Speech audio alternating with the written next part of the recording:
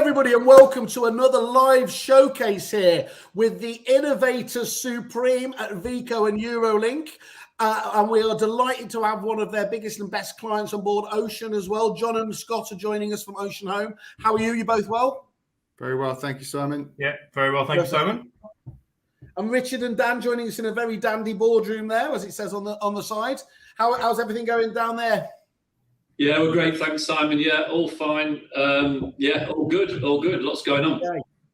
Great stuff. Well, what's going on is very much the thing we're here to talk about today, isn't it? You've got some quite exciting couple of innovations you've come up with recently. The guys have been stress testing it and using it as well, and we're going to obviously tap into what their thoughts are on that.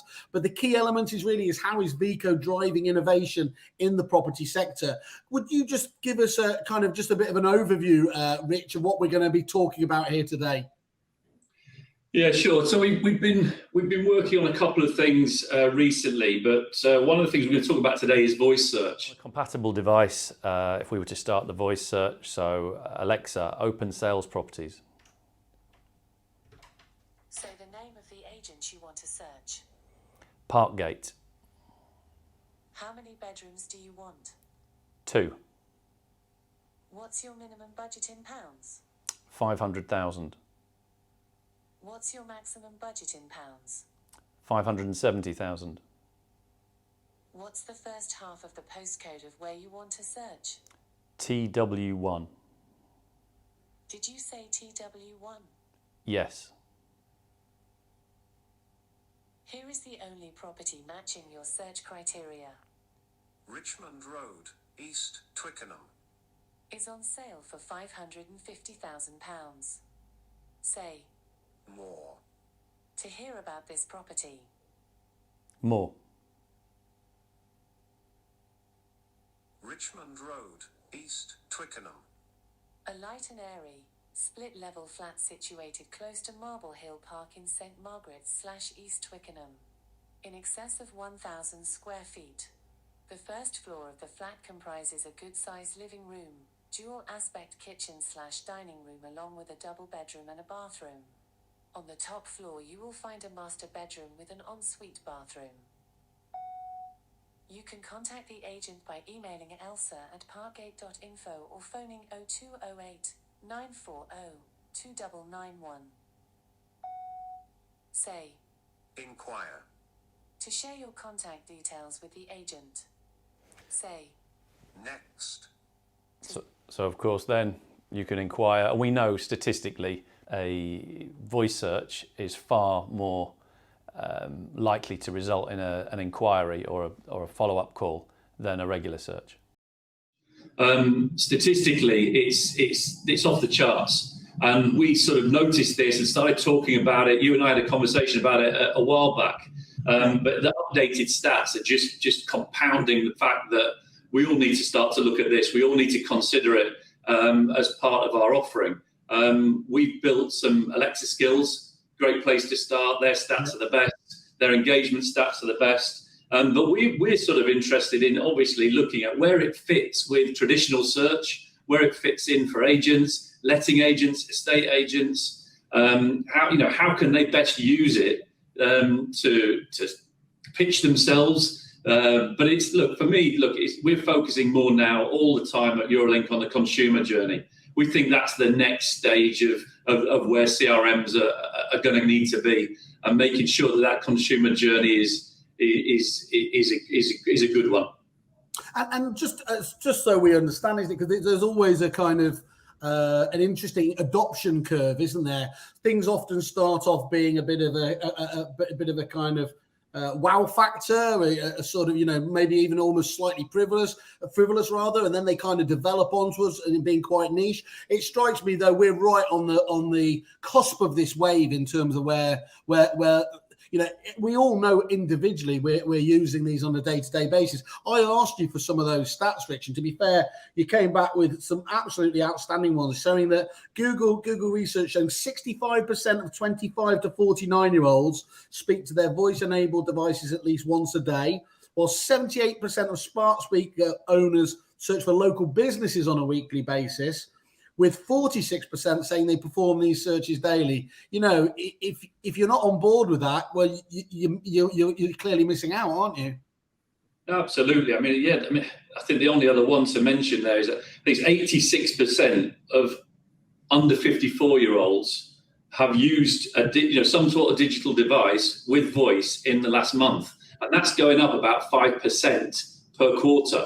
So, like you say, if we're not looking at it, why aren't we looking at it? And yeah, adoption has always been difficult in our sector, and you know that as well as I do. You know, we were talking about, or we were being asked for client portals, consumer portals back in the year 2000, and it was a long time before that was really embraced. But I think voice search is moving at such a pace that we felt we had to do something. And Dan, as head of product next to me here, my colleague Dan, he got one of the devs looking into this a little while back, and that's that's where it came from, really. I like the fact that Dan is clearly still coding in the background. That's pretty impressive, Dan. Don't let me stop you. Okay, and talk to us as well about the Lone Worker app as well, because obviously there's a few different angles we're coming at today, aren't there?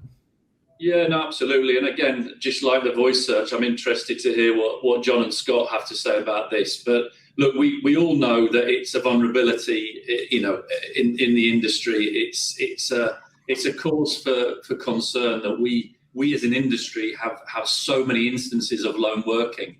And I think there's only so much you can do. You can't do a risk assessment for every single landlord or vendor meeting, every single viewing, every single inspection. But we just felt there were checks and measures that could be put in place. And we've already got a mobile working app called Connect. And we built, and again, Dan and Dan's team, they built some lone worker protocols into that Dan can explain better than I can why, how they did that. But, it was just something we felt a duty of care to our clients in their duty of care to their staff and colleagues. And we just thought it was the appropriate and right thing to do. We just bolted it into an already available Android and iOS app. I want to just catch up, John and Scott. One of the things that, again, the stats the guys came back to me with, which those other stats were more illuminating and encouraging. These ones jumped at me in a very different way. Recent research from Stay Safe reveals that 65% of estate agents, property and facilities management have had an incident in the past 3 years. And 17% of companies take no action after a health and safety incident, with only 45% of lone workers feeling that their managers have suitably addressed their safety concerns. That's some worrying. That's some worrying stats in there, isn't it, John? Yeah, it is. Absolutely. Luckily we haven't had anything that I can think of in the last 3 years that has created those, can back up those stats. But it's definitely something that is scary. And I think for anyone, any part of the business, from the guys at the front end on the letting side, viewings late at night on their own, property that's empty, you have that side all the way through to the property management teams doing the inspections, and again, property they don't know, doing checkouts, doing the check-ins, even things in the office on their own, trying to catch up, do it late at night. And even if they're not working in the front offices, which where mainly the windows are, the back offices, it being locked in, setting off the alarms by mistake, or someone coming to the door that they're not aware of. It's stats which is scary. And I think it's maybe not in just the estate agents, the lettings business, it's across everything. Working from home, I'm at home today on my own, but there will be other people that will be working in offices maybe a bit later on at night on their own. And especially, that last viewing at night, the neg that wants to get that one deal through to hit their monthly target, which will get their quarterly target, they'll go a little bit extra. You want to see it at 6:30? Yeah, I'll do that. But do they know the property? They've been told about it. They've been there. They've been briefed on where everything is, what they should do. But then they're meeting someone who you've done your due diligence on. You've got their contact details. You've got their name. You've got their number. You've got their email. You've spoken to them. You've confirmed the details. But you've never met that person. And I think something that Veco has done and brought this they're checking in, checking out of an appointment, so you can literally when you get to the appointment, you're there. Mm-hmm. When you finished it, you finished. The guys can see that in real time onto their the PCs in the work, the laptops, also their mobile devices if someone else is out of the office. The best bit for me, which I've been very happy with and been talking to Richard and Dan for a while about, is the sort of SOS help, which is literally by just shaking the phone, and then it pops up on anyone using the software gets literally a pop up. X needs help. Because it came up the other day, actually, on one of our podcasts, we were talking about, there was actually we were talking just about specifically about security. So it's brilliant. We can have this follow-up now to talk about it. And one of the guys was talking about how she turned up at an appointment, and it was clear the fellow was completely drunk, but she only realised that once she was on the other side of the door, and he was, stood kind of blocking her ability to do anything. And the only thing guaranteed to antagonise, wouldn't it, would be to pick up the phone and try and ring out if that was the way it was going there. So to be able to have thought that through logically, to have that shake functionality there, which would be, far easier to manage without anything, is a really clever idea and everything else. And I think, look, hopefully, it's not like these things happen every day, but that's the whole point about insurance, things, isn't it? It's protecting that 1 in a million chance when it's bound to happen. And unfortunately for us, the nature of a state agency does expose itself, doesn't it, to that? It's not like you normally go tag teamed with a colleague, is it? So, yes, you can sometimes do, you can do due diligence in their head, but the numbers we're all having to hit on a monthly and yearly basis normally preclude that. Yeah, back in the day, I'm doing this job now 27 years. We used to have, used to work at the same company with Scott 27 years ago, and we used to have an office mobile. And if you were the last person at night and the last viewing, you took the office mobile with you. Yeah. And once you finished, you just literally had to phone one of your colleagues, either if they had a mobile, if they were lucky, or their home number. Yeah. Literally just phone and go, yeah, I'm okay, bang. Because you only did it 5 seconds. So you used to get billed for every 30 seconds you used it. Yeah. But that was back then, that was the only thing that you had. And you didn't have, not many people had mobiles. There was no email. You literally were just taking someone's name, address, and a phone number. And that was it. Normally, if it's a work number, you could back that up. How big was that handset? You have to wind up on the side, the reason it was safe, we just need to hit them with that, and there was no problem anymore. But if you stood behind the door, you used to block them; they wouldn't be able to come in. You see, that's fine. So how does the voice search, for example, help keep the staff safe? Somebody give me context around that. I mean, voice search is obviously completely separate. There's no sort of safeguarding around that side of it. It was just a case of, look, what are we doing at the moment in terms of innovation? One side of that is the safeguarding, which we've talked about, and yeah, I mean, again, Dan will probably explain better how that actually works. But why did we look at that, or how did we look at the kind of the safeguarding element? What was the approach? And I'd also just be interested to know, was it Dan as well? Was it something you guys thought up, or did you have client feedback and it was kind of it was led by that? Was this inspired by yourselves, or where did it come from? Pretty much everything we do is client inspired. So I mean, again, you will know that's where the majority of our features and functionality come from. But since we've delivered it, what we've been interested in is actually people have said their families are a lot happier that they have the functionality. They can relax a bit. I was talking to a client who, she was quite heavily pregnant, and she said her partner was relieved that they now had that functionality. It made him feel comfortable that was in place. So yeah, I mean, it's we go back a long way with these users, so we probably feel a little bit more of a duty of care than most. 30 years on the block, you get to know people pretty well over that time, and their families even. So I think it goes a little bit deeper than the normal type of client supplier relationship. The other thing is, Richard, you're far more modest than I ever was. I used to listen to the clients' ideas and then shamelessly steal them and claim them as my own. But I know you're a very different business to what I was on there. So Dan, just talk us through from your point of view. So it was a natural progression more than anything else. We already had the application available, or the mobile app available, and we knew it was a client concern or an industry concern that Rich has mentioned. So there are other apps regarding personal safeguarding out there, but to actually make it integral in something we've already got available just made sense to us. You as probably Scott and John know, and most other people, that you can flood your business with different bits of prop tech or bits of technology that all got to work together. You don't want to have another form of communication. If you can put it or integrate what you've already got, it made perfect sense for us. So to put it into an app that they would already be using if you're out on a viewing or an appraisal or an inspection or whatever you are, to already put it into that application, and the most important, make it so simplistic to use. You could use it in your pocket. You can shake the device in your pocket, press it, you're uncomfortable, you're in a precarious situation, and it will alert all your colleagues that maybe it's just a phone call that will diffuse whatever position that you're in. But ultimately, it was trying to put it into an already existing application, so it's just something the guys could use.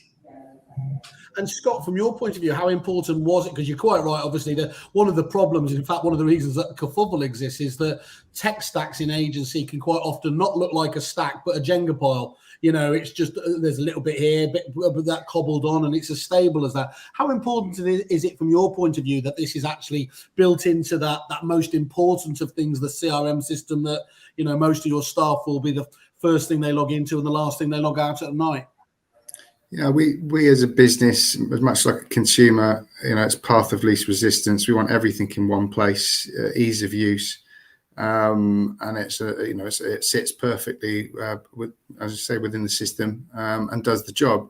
I say in terms of tech, there's an awful lot of people with some fantastic ideas out there, but unfortunately, you can't piece all of this stuff together and expect it to commercially work and be viable. So. For it all to sit in the one CRM system, you know, as you guys have been saying, we're exposed to the general public. The general public, whatever percentages of normal, you know, dangerous, etc., people that are out there, alcoholics, the lot, we're going to bump into them at some point. And then there are the issues that would happen with the property as well: locks failing, you know, turn the shower on, shower won't turn off, all sorts of weird and wonderful things that we'll have come across in the 20 odd years. And then chuck the people in there as well. So, yeah, from a user point of view, tech, it's important to have it all in the one place. I'm sure that I've bored Richard senseless over the years about my ideas for, you know, what should be included in Veco and tech and stuff like that. But that's why I'm a letting agent and I'm not sat with Richard and Dan. I always used to talk about you guys as being high maintenance, but I meant it in a nice way. But maybe that's why I'm not in that particular job anymore. But anyway, how well has it been adopted by the staff, Scott? Do they see this as really beneficial? Do they see it as onerous? What's the feedback been from your teams? I think again, you know, different people approach risk in different ways. There will be individuals who, you know, it makes them feel more comfortable with the role that they're doing. You know, it's kind of unmeasurable. You know, people don't come up to you and tell you that they feel unsafe in the job that they're doing. But if you can create an environment where they don't feel exposed, so it's welcomed. In terms of its use, as John has alluded to, predominantly the usual touching points, late viewings, people, offices shut, that acknowledgement that everything's fine. Equally empty properties. Yeah, it's a useful tool. It has its place, and the staff. I think it's fair to say, you know, the days of, as you say, massive mobile phone that you could use as a weapon or a rape alarm, or you know, it's not going to help you if you've got an aggressive, difficult position where you want to discreetly make somebody aware that you need a bit of a hand. So yeah, it's a very valuable tool, and it's very well received by our teams. And it can only, I mean, luckily, it's not one of these things that, one of these, again, prop techs, you only need one more listing to pay for this. And it's all about, prospecting and winning business. Or this is clearly just to do one job, to look after the staff. And they've got to be at least vaguely appreciative that you're going out there as you are, that the CRM provider is even thinking about this angle there. It's good to see that there's that social dimension. Absolutely. Yeah, they understand the role. They have an understanding of what we're dealing with. This is really useful, and it's a great little addition that's provided by the guys, because they know what we're doing. Perfect. And the other thing, Simon, sorry to butt in, but I mean, look, we're talking about two sort of innovations today. But the one we're talking about here, we hope it's never used. Yeah, I was going to say. It's really thing, isn't it? You don't want this to ever have been used, and touch wood, it's never needed. But again, that importance of that's why you have the insurance policy in place, don't you? Exactly. And the flip side, though, is voice search. We can only assume that by the stats that it will be used constantly by the consumer. And this is more of a marketing approach. This is more of an extension to their existing search. The consumer, they're going to go to Rightmove, Zoopla on the market, Booming, etc. They're going to go to Ocean Home's website. They're going to, look in their local free rag or magazine or whatever. But ultimately, as you said at the start of this show, the stats are saying that they're searching for local businesses. They're searching for things on these devices. So that is something that we are more excited about, if you like, than the lone worker scenario, which is I just think crucial. This is something that we're just excited about, and it is a great add-on to for our clients to pitch their wares against the next agent down the road. Yeah. So how important do you think it's going to be on that basis? Is it because one of the nice things, I suppose, isn't it? And John and Scott will be able to tell me probably better. But it's, when you're looking at tech and you've got so many different areas you want to, where it seems obvious is you want something that's going to differentiate you, make you stand out from the crowd, isn't it? Potentially will actually win you business, rather than having to invest in something just because you're keeping up with the Joneses. There's not much excitement in that. So that sounds like in this area you're truly going to be, able to wow the public and your potential clients on this basis. Well, as you'll know, Simon, it's important to differentiate yourself from the competition. It's important to create unique selling points. And if you can sit down in front of a client and you can actively search for, on their Alexa or smart device, you can actively search for comparable properties and listings come up. They're sat there, and it's the value that they feel that adds. I want to use this agent because this agent can use voice search, whereas the other agent, I'd lay that trapdoor for the next agent to walk into and say, look, we can do this. Why don't you ask my competitors if they can talk to Alexa too and see what happens?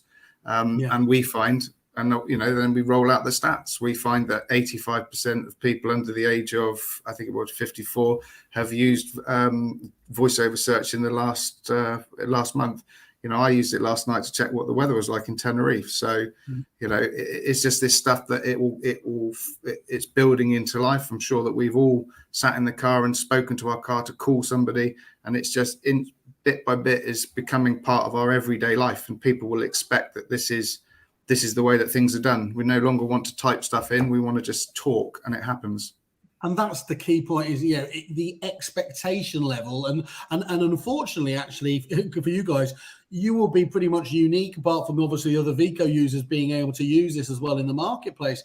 But you are being judged by the community as well, by the other businesses on the high street and indeed online, aren't you? And so if the other companies have the ability to do this, and suddenly in the world of estate agents, it feels like that's just, being caught in the past, isn't it? So it's great that you actually have this. And as you said, the everyday element there, we were talking about the under 54s. It's important. That's where obviously that's where the growth is and everything else. But it's not like in the over 54s, it's not being used. I have to stop. I think Alexa's going to ask for time off, having a conversation with my mom. She is just continually talking, pottering around the kitchen or whatever else and talking to it on just a variety of different levels. So, you know, it is becoming ubiquitous, isn't it, out there? And as I said, moving to that really useful stage, because let's face it, you can multitask, it's quicker. What's the reason not to use it, basically? Look, so talk to us about other case studies there, guys, in terms of how you anticipate people are going to be using this. I think from our side, as Scott's just said, I think from the landlord side, it's going to be a big, you know, where we use it and where we're making distinguishing ourselves between the other agents. I think from our side as well, we have an estate agency side, and I think moving forward, it will definitely. Sorry, not moving forward. It is, and I think it'll be a bigger side on the sales side, because you'll see as you're driving along, you know, you can literally press your button. As Scott just said, you can press the certain button on your steering wheel. It enables Alexa to search via your mobile phone, and you can say, you know, search sale house, postcode, price, because you've just seen a board, and up it pops. You know, it literally will say, yeah, you know, the high street in, you know, White Ladies Road, Clifton, Bristol, yep. 2-bedroom flat, £375,000. Do you want to hear more? Yes. And it's, as you're going, oh, great, I can see that and go. I think with the market on the letting side is a little bit unique at the moment, where properties are probably only being listed once they've been let. So it's a bit of a catch-22. But I think on the sales side, it's something that will really move forward, and I think is being used more. And I think that's definitely an area where it can be used, where, you know, on the move, you know, walking down the road, oh, there's a board, done. And it can be done very, very quickly. You know, even just a quick tap of your earphone, and then you're through to it. So it's an amazing bit of kit and tech that they've just, you know, have brought out, and that's why. So it's very, very good. That sounds excellent. And we've got James here just commented and reiterating what you're saying. Our entire house is Alexa enabled. We've used voice activated typing for years and years, and agency is slowly catching up. I think thanks, James, for that point there as well, isn't it? There are, you know, there's so many people out there in that scenario of having this expectation and that's used, and that ability to impress them could just be the difference between standing out from the crowd, isn't it? Again, okay, that's really, really useful there. So, just so I understand this, the images and everything else that you will get back and everything else there, can you see them on compatible advice? I suppose this is one for you, Dan and Richard, isn't it? Yeah. So if you've got an image-enabled device, so if you're running an Alexa app on your phone, it will return the primary image with your summary description and, well, again, a call to action to see if you want to see more. Obviously, if you're using a dot or something that's your speaker, it will just read out what you're seeing, and you obviously won't see an image associated with it. So we tried to incorporate sort of the range of devices that you have available without making it overly complicated. Yeah, we've got in front of me, over half Alexa and Google users now use voice on devices with screens. So the stats we've talked about, throw that into the mix. Now the screens are up there. So when you're getting details back on a Alexa-enabled device with a screen, you get the main photo of the property. So as John said, I guess the case study is what you're looking for, Simon. I don't know. I'm driving home from work. I see a board. You've got to promote the fact that it's there. Obviously, our agents have to promote the fact that there is a Ask Alexa, the open sales properties, open lettings properties. We've turned ours off in the boardroom, by the way, because it'd be going mad on this conversation. But yeah, you know, you're driving home, you see the board, you get back, you subliminally, it's in your head. I don't know. You're doing the washing up. You can continue your search whilst you're washing up. You know, it literally is that simple. And it asks you 5 killer questions. You get your properties, and obviously you get similar properties as well. So if, like in any property search, we're all trying to serve up similar properties that we think the consumer will also be interested in. The beauty of this is it's taking you to ocean properties in their case, not all of the properties. So it's getting you to the agent that you've noticed, that you've seen, who have advertised this feature, maybe use it to differentiate themselves, as the guys have said in lettings. We see it, you know, working on both sides of the agency fence. In fact, we'll drop a demo to you on the sales side after this, Simon. Maybe you can get attached to the post-production video, because it's just very, very simple. There's not a lot to talk about. Well, who's the agent? What's your budget? How many bedrooms? And what's the start of the postcode? It gets you what you want, and it returns the results that are sat in the Veco database of that particular client. But that your point there as well with the sailboard though, Rich, is spot on, isn't it? As well, who would have thought that QR codes would have made the bounce back that they have done? But this has the ability to deliver every bit of functionality that they kind of do on the back of that, without having to have those, let's be honest, pretty ugly old, the QR codes themselves up plastered everywhere. Absolutely, yeah. And Scott, from lettings, what are you looking forwards to seeing how it develops in that particular part of the business?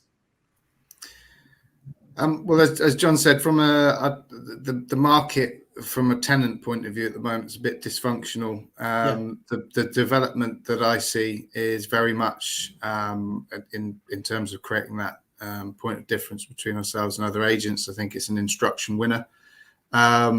As I say, ultimately, as things move forward and this becomes more and more part of all of our daily lives in terms of, requesting things verbally as opposed to typing them, I see this developing. I see tenants engaging with it. As I say, unfortunately, at the moment, particularly in Bristol, the vast majority of properties that get listed are already let. So it would. But the principle holds. You'd still be searching for properties in a voice activated way. If you're in work, you can talk to a device, as Richard says, in terms of the visual stuff. If you can call it up by talking to stuff without having to type it, all of us are fascinated with the property market in this country. Look, you go away for the weekends and to the coast, and then you want to see how much it costs to live there. So you're sat there and you can talk to your phone, or you can talk to your laptop or iPad, and it can come up. So I see there as being a big development. It's not a gimmick. It's certainly something that will grow and grow and grow. And obviously the value to the agent that's using a system that can do it is immense. It is. And does it feel like it's a differentiate out there when your guys are on appointments at the moment? What's the feedback you're getting back at the moment? Well, the guys initially were nervous in using it. You don't want to sit down in somebody's house and start talking to their Alexa and it doesn't work, because you're going to lose. You're going to look pretty weird. But Richard very kindly gave myself and John quite a lot of Alexa dots. And so they're dotted around our offices. And what the guys and girls will do before they go out on evaluation is they'll test run it. So when they go in and they sit down, they know it's going to work. Although it did tell me in Tenerife yesterday it was 4 degrees, which I was a bit disappointed with. So Alexa got that bit wrong. But thus far, in terms of property searches, it's going very well. The good thing about the search facility, it allows, the last bit is you can share your details. So you don't even have to input. You don't have to then say your name. My mobile number. Because it's already in your phone, it shares it with us, and that's the real, for me, something that's just really just so slick. Contact agent, share details. Yes, bang, it's done. Yeah.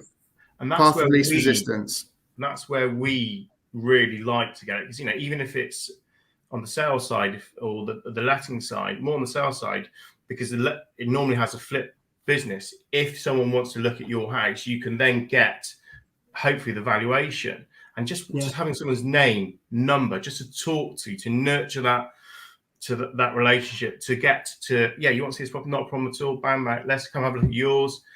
And it flips business and business and business, and it's just such a great bit of kit from that. Do you want? Yes, and it's done. And then for us, it's us to create and just take that to the next step, so we can then maybe get the business from selling their property. Also, more on the sales side than lettings. Not many tenants that will have a property to let out themselves, but it's just building relationships, and actually the old-fashioned way of speaking to someone to then get them to the next stage. Yeah, it's personalising a digitized journey, isn't it? Essentially, which is what we're all looking to do as much as anything. And I suppose it's obvious there that ability driving it back to your own website is a big plus as well, isn't it? Keeping them on your own ecosystem rather than bouncing off onto the portals and going elsewhere again from there. From a technical point of view, Dan, in terms of the data and everything else that's being driven from this? How does it all work? Just on that side of things, it's actually incredibly simple. Your CRM is always sending off data to your own website. For instance, you're listing properties on your own website. This is just taking the same feed in the same format and just pointing it at another place.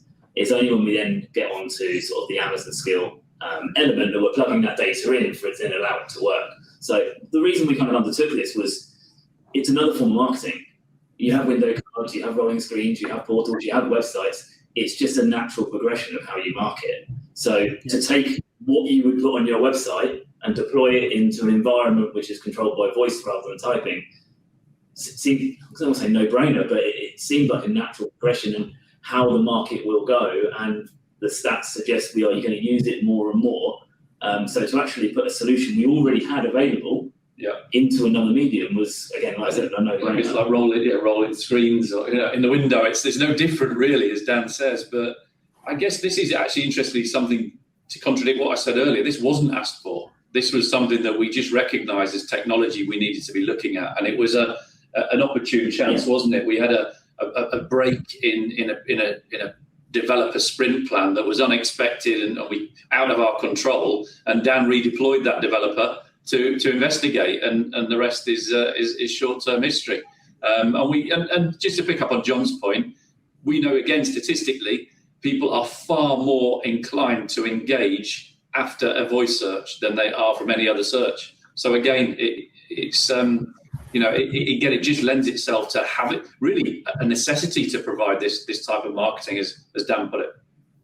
Now that's really interesting, isn't it? And I suppose that says a lot for the medium, doesn't it? If that engagement level, there's loads of vanity stats out there in terms of, you can be getting hits, but ultimately what you're looking for is somebody to be, to feel that need to engage further. So you're able to see that now, are you? That you're getting those great levels of engagement. These independent stats. In fact, we'll also drop you a press release we did recently, just this time last month. Again, perhaps attach it to this the post production of this video, because it's not us saying it. It's statistically that's what it is. Yeah, excellent. It's independent. It's an independent company who's done the recent research, which backs up what I said to you last time. We were thinking about this. We were looking at this. We were refining it. We were working on it internally. So it's come out of the lab now and into the into the client, and that's the bit that we're excited about. But the crucial thing is as well, marketers talk about being omni-channel, isn't it? And this is it feels wrong to even call it a niche, isn't it? When you look at the actual way that the traffic's going anyway. In terms of everything else. Well, you've probably just seen there a couple of people just commenting on Facebook said it's very cool. Somebody else going on to say, back in the day, a business website was considered a gimmick. Now it's a necessity. Voice search functionality of the world is going as a material alternative channel. Great user case. So that's nice to hear about that. Obviously, people are feeling that way. And obviously, as we said, look, either go to their the Veco page on kerfuffle.com or reach out to the guys direct and learn a bit further more. We'll certainly share out to the other channels we're on now as well when we've got that. I think seeing that demo would be really, really useful to understand everything as well going on there. And just Richard and Dan, from your point of view, though, where do you see, apart from, I suppose, the explosive growth is going to be the obvious one, where do you see this kind of technology going in the near future? Who knows? It is where it is now. We've embraced it. And once, again, it's like anything. Once you're on that ladder, we've already refined it since, as I said, since it sort of got out of the lab, so to speak. Because what we realised is you needed to plug into an area, you needed to plug into a postcode, or certainly the prefix of a postcode. Otherwise, obviously larger agents with multiple offices across multiple regions, you're going to be returning all sorts. So it's a case of listening to users, listening to those case studies, and saying, how can we refine it? How can we improve it? But for me, the simplicity is the key to it. Yeah. And, So, and the guys, anyone interested will see how simple it is on the demonstration video. even Simon Whale could work it, I think you said to me a while ago, which was, as I said, if my mum can do it, anyone can. So that's important.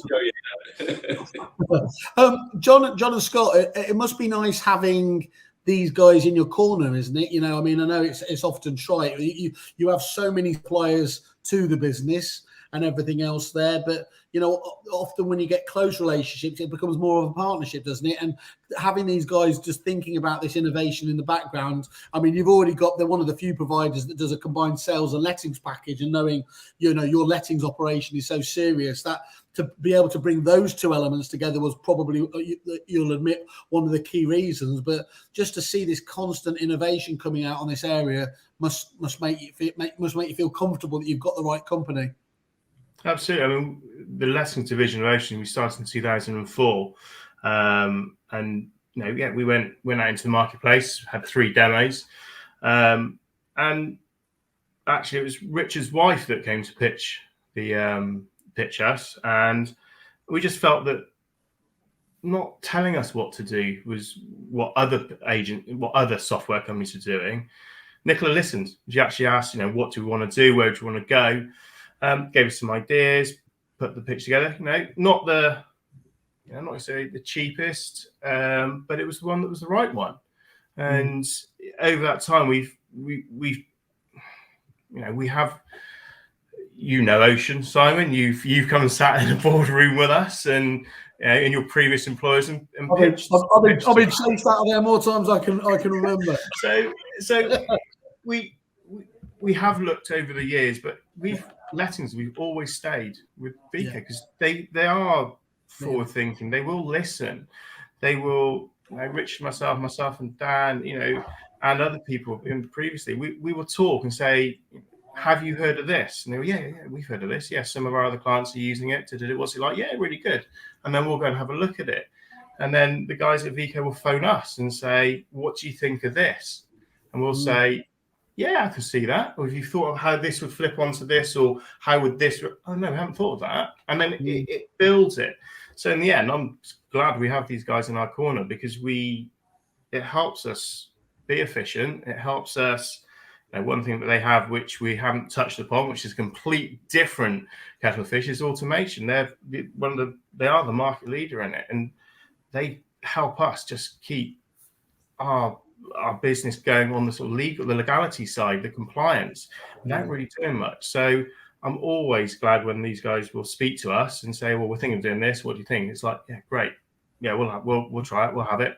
And it's fantastic, to be honest. Yeah, the automation engine is a very clear secret sauce element of what Veco is about. I remember looking at moving over one of your clients. I can admit this to you now, Rich. And then we went through the automation engine that you built for them. And look, I'm a big lad anyway, so sweating is something I do a lot. But I couldn't cope with where I ran out of that room. The efficiencies you can get off the back of that automation in a business the size of Ocean is incredible, isn't it? I'm just going to say, just to put it into context, guys, do you mind saying sort of how many units you've got under management at the moment? Not a problem. Scott, do you want to say, or shall I? 1,600 managed units currently. It is, you know, as it should do. It grows. I think we were around 1,400 last year, and even notwithstanding a lot of landlords and landladies being convinced or persuaded to leave the market. Well, that's a completely different subject. But yeah, no, 1,600, and I think it's fair to say the economies of scale that we get from Veco enables us to be far, far more efficient. I won't name the other companies that myself and John have spoken to in the past who tell us about their tech and you know, how it can help our business. And we often sit there and think, well, do other agents actually use this? Because why would you use this when it can all be done with Veco? So yeah, I think it's fair to say we told the guys at Veco we have one person in our accounts team, and when you speak to other software providers and they don't run the automates, they don't have the functionality that Veco has, and you talk to companies of a similar size and they have 4 or 5 people in accounts, that gives you an idea of the scales that we can achieve. That above and beyond anything else, just on that basis, isn't it? That ability to be, because you get to want, you've got 2 options when you're looking after that serious amount of properties there. You've either got a massive headache because you're trying to then manage that and everything else, and got those inefficiencies of extra staff members, or you actually are able to get the economies of scale. That means you can do things better at a cheaper rate and a more efficient rate, and hopefully as well at a better service level standard for your landlords and your tenants off the back of that. So that's when it becomes particularly exciting, when you see all that fitting together, and you just think of that extra head count you just highlighted there. 6-figure sums just walking out the door each, and adding. That's the point, isn't it? Adding nothing else. Because it's not like, just because there are people there, they will be doing it better. In many cases, as we know, the efficiency and the accuracy comes from the systems like Veco itself. Yeah. How, just as a matter of interest, Scott, how, obviously, quite often there's like Chinese walls developed between sales and lettings departments anyway. But obviously, we've always believed that knocking down those walls by having a central system like Veco helps. You obviously... You weren't particularly happy about those landlords choosing to sell and everything else, but the flow between the departments has to be improved, doesn't it, by having that that central repository? Yeah, absolutely. Look, the sales and lettings, if you strip out all the usual inter-industry nonsense, ultimately what we're doing is we're dealing with a property journey. And from time to time, landlords will sell and then they'll buy, so it needs to work both ways. It takes a long time to build a property portfolio, so we're always sad when our clients decide to sell up and maybe realize some capital, or maybe it's the tax efficient thing to do. But yeah, the way in which a system can enable 2 sides of the business to talk. That John talked about when we've looked at other systems that are out there. Veco, for me, are market leaders on the letting side of things. It's an incredibly complex. Nobody seems to be able to get anywhere near these guys, and yeah, it's great to be partnered up with them. Great. And Rich, give us context as well from. Ballpark, do you know how many sort of managed properties you look across the group? Because I mean, as well as having massively strong independents like Ocean here, you've got corporates as well, haven't you? I mean, it's I've always known you've developed from the letting side as well. What does it look like across the client base as a whole? You've got some serious experience in there, haven't you? Yeah, I would say on the lettings properties and what we call active properties. So we refer to properties being active. So in sales, they're either on the market or they're going through sales progression. Lettings, they've got any number of active criteria attached to them. But it's around about 500,000 at any one time. So we've got about 500,000 properties sat on Veco databases at any one time, give or take. So that's where we are at the moment. Obviously, we want to grow that.